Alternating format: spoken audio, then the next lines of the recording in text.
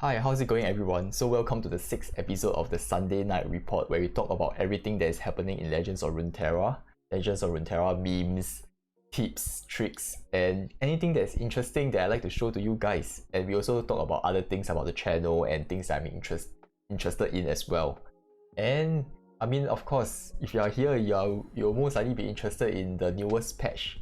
I mean, I'm not really a master rank player, so I can't give you very good insights. I'm just giving you my opinion as a casual player. So let's just get right into it. I think it's great that they are including the metagame snapshot because they have direct access to the data, right? It's going to be more accurate than Mobalytics. And as you can see, I think for most of us here who are watching this video, you are most likely casual players and you'll be more interested in casual decks, right? So if you want something that's easy to play, these two decks are probably the best. So if you're not familiar, this is a Pirate Aggro deck. A typical Pirate Aggro deck where you're just trying to rush down your opponent with a lot of very small and cheap creatures and burn your opponents to death. And you also have your Overwhelm deck here. So if you like bigger creatures and dealing huge overwhelm damage, this is a deck for you.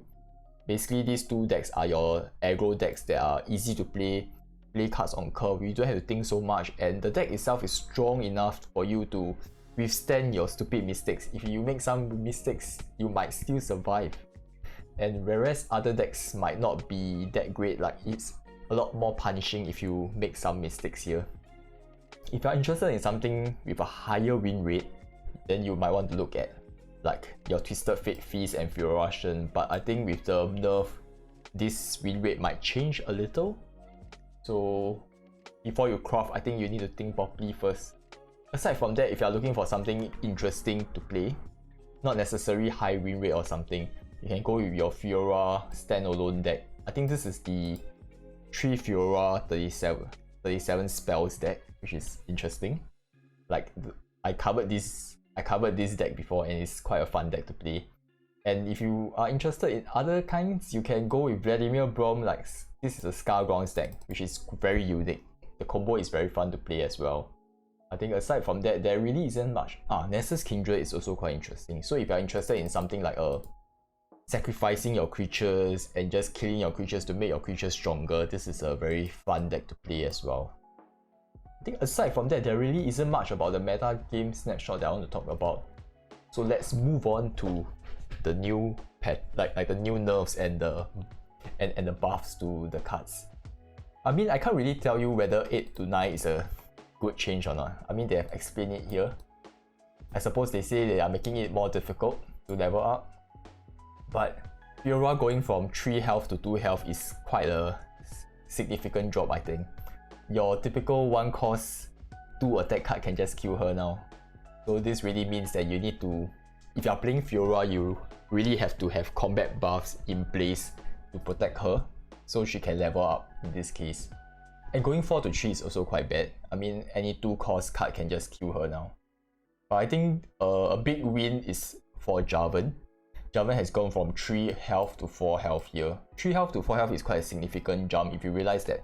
If you look at all the cards here, right, a lot of cards have 3 attack. Like a typical 2 cost card can kill this 6 cost card, you know? Like what a waste, right? Like it's not even good at all. But now going from 3 to 4, it gets him out of the range of your typical 2 cost cards and your get excited removals. I think you don't really see a lot of 4 attack cards in Legends of Runeterra. It's not as common as 3 attack cards. This makes it even better. And going 4 to 5 is also quite a good thing because it kind of gets him out of the range of majority of your removals, which is a great thing. Aside from that, Dodo going from 2 to 3, I don't know. I don't think it makes any big difference actually. Any kind of 2 cost 3 attack card can just kill her. What other things are there? I think there really isn't anything really, but like Aphelios nerf, like going from 2 cost to 3 cost in terms of the moon weapons is not a good thing. It's really not a good thing because you can see that some of the Aphelios package cards, they allow you to gain 2 mana, and usually because moon weapon is 2 mana, so you gain 2, you lose 2, it kind of evens out, right? But now you have to like spend 3 instead. You need additional 1 mana to play these moon weapons, which makes it kind of quite difficult to really fully optimize your... I mean, when you play, right, you can't really fully optimize all your mana anymore. You can't cast as much moon weapons as you want it to be. And I mean, that's that. I can't really offer anything better. Like, if you are interested in like very good insights, you can just go to Swim. I think I'm more of a fan of Swim. Swim gives very good advice and analysis of all these new patches.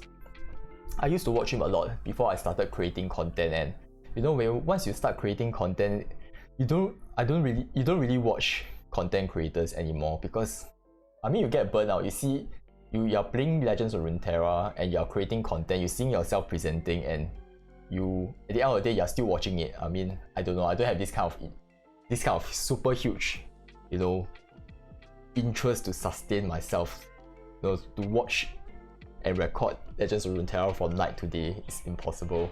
It's impossible. But anyway, I still enjoy Legends of Runeterra. That's why I'm creating content for it. And as you can see, I think this new patch also brings a new bot. This bot is probably one of the coolest one. I keep saying there's a lot of cool, like Shurima bot is also very cool, but this one is like a different kind of cool to it. And I saw somebody bought it, and I fought against somebody that is playing this bot. It looks very cool at the start, and the transition animation is that you look at all these holes, right? These long sticks here at the side. They're all machine guns like barrels.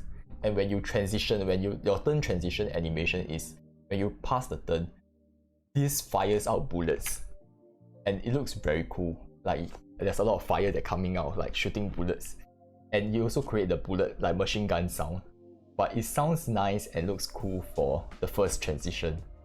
Afterwards, it becomes very, very annoying, because every single pass, right, and you're passing a lot in Legends of Runeterra, and it's very annoying. Yeah, it's very annoying. But otherwise, everything is very cool here.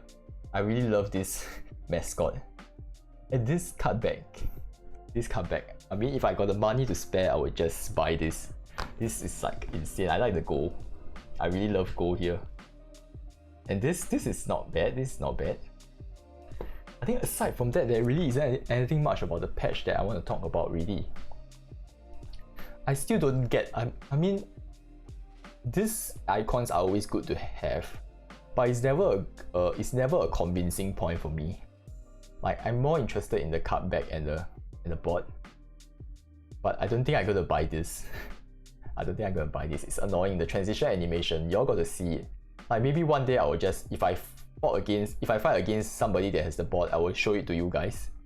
But this is annoying as shit.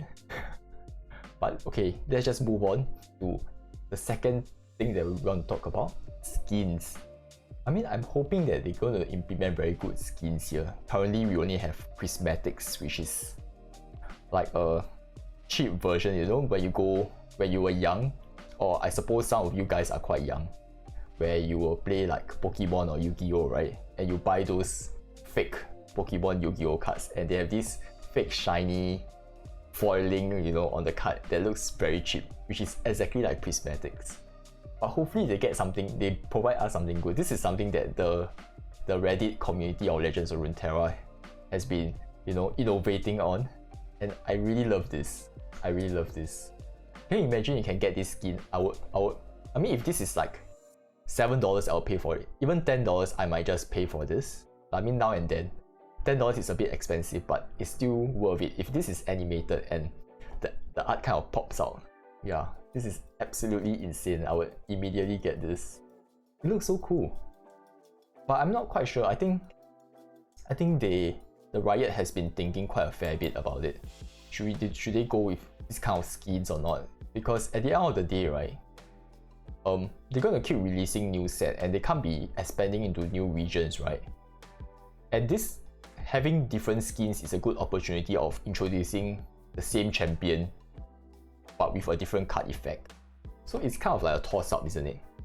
Do you want to like keep these skins, right, as a new card instead? Introduce these new skins as new cards like Lee Sin but new effect, or you can just introduce it as a skin to, you know, get more revenue. And this is quite an interesting thing to think about, you know, from a business perspective. But anyway, if they offer this, I will immediately buy this for sure. So cool. Amazing. So next, we will be discussing the meme of the week. I don't think you can discuss a meme. Sounds too serious, but this is something that's interesting. Not exactly a meme, but this is quite cool. Humor fluff. Yep. So you can see that this guy actually included the actual real card effect of each card. You can see that attack, grab me, ephemeral. That's usually the case, right, when you play Lulu. Because Lulu is like so weak, 3 for 2, 3. I think Lulu will be very, like, Lulu's card effect is very strong to begin with. So if she gets 3 for 2, 4, right, she's gonna be insane. But I mean, that's why they only keep her at 3 for 2, 3. But whenever you attack with Lulu, she's most likely gonna die, unless you have some ways to support her. So this means that it's like when you attack, you grab her ephemeral, which is funny. And then you have this Flower Child. If I have 4+ power, challenge the weakest enemy unit. That's true, right? I mean, once you support her and you attack and you get the buff, your opponent will always chump block with the weakest enemy unit. And this is so start of game, draw one of me, transform me into a unit. I think the most interesting one is like this one, Young Witch. You want me to summon a spiderling for your opponent. Don't you think so? Like every time you have some one health card, right? When you summon it, your opponent always have Vile Feast to kill this Young Witch. Your opponent always have one Vile Feast to kill this. Like if you have a 1 health creature on the board. Yep. This is also quite funny. Like you double your power, but when you attack, you frostbite me this round, because like for some reason, when you go against Freya always have Flash Freeze or Frostbite to deal with Soul Squirrel. For some reason, it's always in their hands. I mean, of course, they are playing Freya, they will be playing Frostbites, right? Yeah. So this is quite funny, the way they put the real card text inside the cards. Yeah, it's awesome. Okay, so I think this time is quite a short one, but 12 minutes, is it considered short? I'm not very sure though. But I've been enjoying this. I've been enjoying doing this. I think out of all the videos I create, like the deck gameplays and like Sunday night report and all these things, I think I enjoy this the most because there isn't as much pressure and I can just talk. And even though if I stutter or make any kind of mistakes, I can still just talk through it, because all of you guys who are watching this are just interested and are just dedicated, I suppose, to, like, y'all don't mind like me making mistakes and y'all are interested in this. And I'm just grateful for that. And you can see that like every week, every new report that comes out, there's always like new people that is watching it. There's one new person every time. And it also gets 1 sub every time, which is very cool. I like that people are subbing after they watch this. Like, I don't know, why would you sub after you watch this? Is this like, I don't think this is very good though. Like Sunday night report, there's still more room for improvement. But anyway, you can see that the likes are slowly increasing, which is great. Yeah. But I mean, this is a good opportunity for me to just talk about things in general, and like what I say, just practice. By the time I live stream, maybe I'm good enough already, because talking for 13 minutes straight is hard, man. It's difficult. But anyway, so I mean, I finished talking about Legends of Runeterra already. So if you are only interested in that, that's all. But I think there are some things that I've been watching recently, which is Winter Soldier. I mean, Winter Soldier is awesome. It's crazy. It's like a 10-part episode movie, and you have so much fight scenes. It's like usually you see Marvel is in a movie, right? 2 hours and that's it. But Winter Soldier is like every week is a movie, and it is insane. And you know, they are introducing a lot of new characters. It's like not new characters, but yes, they are pulling in all the different kind of Marvel content from different universes to introduce in Winter Soldier. I think this really shows like how powerful, once you created a connected universe, you can just pull characters from different places to make things interesting. And it really is very interesting. Yeah. And I think beyond that, Rick and Morty. Season 5 is out. I mean, the trailer has come out. I'm excited for that. I think Rick and Morty is probably one of the most interesting cartoon ever. I think I've been following it for many years, and I just really enjoy it. It's not just the kind of crazy humor or whatever, but it's also like how they present it in such a way where it looks like it looks like a cartoon, but there's a lot of like subtext or a lot of things, psychological, moral things that they cover. They talk about, you know, existential problems, but in a cartoon, which is very interesting. And if you're watching it as a child, as a kid, it just seems like a normal harmless cartoon, right? Or if you watch it as a teenager, it's also a cartoon. But if you watch it as an adult, at a certain point in your life where you're trying to figure out life, Rick and Morty can provide some answers, you know, which is quite interesting. Like self-help animation, which is funny. But yeah, these are the two things that I've been excited about recently, yeah. And channel updates. So right now I think we are at 950 subs. And our growth has kind of slowed down a little bit because it has been 4 weeks since the release of the new set. I think, how do I say, I'm equally fortunate to get a lot of subs at the beginning and to have some videos rank very high in the search terms, and we get a lot of subs coming in. But I think compared to other people who can produce content daily and are very creative and are very good at creating special decks, they are able to get a lot more subs and they are able to just grow very fast. And our growth has been very slow paced, slow and steady. But I mean, that's fine. I feel that having a smaller channel allows for more greater connection and interactivity.